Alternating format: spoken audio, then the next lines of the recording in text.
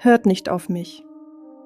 Das ist ein ziemlich seltsamer Satz für jemanden, der uns eigentlich die Welt erklären will, oder? Aber genau so begann einer der faszinierendsten Denker der Geschichte seine Lehre, Heraklit.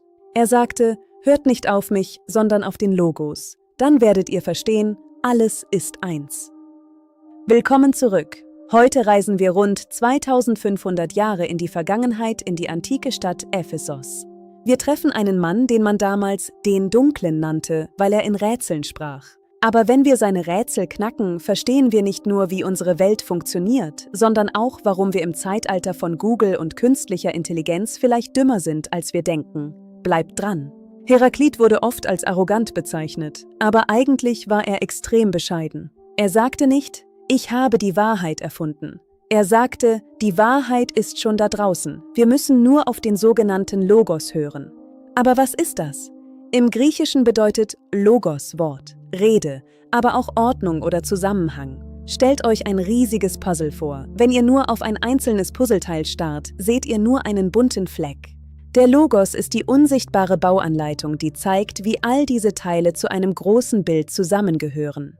Heraklit meinte, die meisten Menschen laufen wie Schlafwandler durchs Leben. Sie sehen tausende Puzzleteile, aber sie checken das große Bild nicht.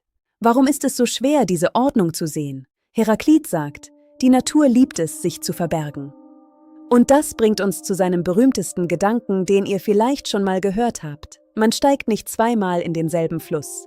Denn wenn du das zweite Mal hineinsteigst, ist das alte Wasser längst weggespült. Es ist neues Wasser da.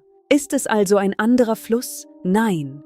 Heraklit erkannte etwas Geniales. Der Fluss bleibt nur deshalb derselbe, weil er sich ständig verändert. Würde das Wasser aufhören zu fließen, wäre es kein Fluss mehr, sondern eine Pfütze. Veränderung ist also nicht das Chaos, das die Ordnung zerstört. Veränderung ist die Ordnung. Das gilt auch für Gegensätze. Denkt an eine Gitarre oder einen Bogen. Ohne die Spannung gibt es keinen Ton und keinen fliegenden Pfeil. Ohne die Spannung, also zwei Kräfte, die in entgegengesetzte Richtungen ziehen, gibt es keinen Ton und keinen fliegenden Pfeil. Harmonie bedeutet nicht Friede, Freude, Eierkuchen, wo alles gleich ist. Echte Harmonie braucht Spannung. Und jetzt wird Heraklit für unsere heutige Zeit unfassbar aktuell. Er hat nämlich die ganzen Streber und Besserwisser seiner Zeit hart kritisiert. Er sagte, viel Wisserei lehrt niemanden wirklich Verstand zu haben. Denkt mal an heute. Wir haben das gesamte Wissen der Menschheit in unserer Hosentasche. Aber macht uns Wikipedia weise? Machen uns Millionen von Datenpunkten klug? Heraklit sagt, nein, Fakten sammeln ist keine Erkenntnis. Wer zwar Augen und Ohren hat, aber eine barbarische Seele, der ist wie jemand, der eine fremde Sprache hört. Er hört zwar jeden Laut, versteht aber den Sinn nicht. Fakten sammeln ist keine Erkenntnis. Erst wenn wir die Zusammenhänge erkennen, den Logos, wird aus Information echte Weisheit. Und genau hier kommt die menschliche Seele ins Spiel. Heraklit hat einen wunderschönen Satz geschrieben. Die Grenzen der Seele wirst du niemals finden, egal wie lange du suchst. So einen tiefen Logos besitzt sie. Unsere Seele ist keine Festplatte, die einfach nur stumpf Daten abspeichert. Sie hat eine unglaubliche Tiefe. Sie ist der einzige Ort im Universum, an dem all die herumfliegenden Puzzleteile der Natur plötzlich einen Sinn ergeben und zu einer bedeutungsvollen Welt werden. Heraklit hat uns gezeigt, dass die Welt kein Chaos ist, sondern voller Beziehungen steckt.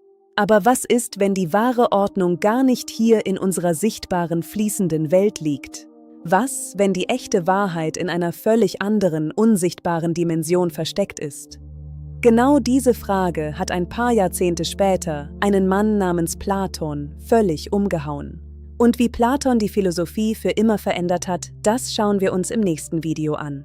Wenn euch dieser Ausflug gefallen hat, gebt dem Video einen Daumen nach oben und abonniert den Kanal. Wir sehen uns nächste Woche und bis dahin, verliert euch nicht in den Puzzleteilen, sondern sucht das große Bild. Macht's gut!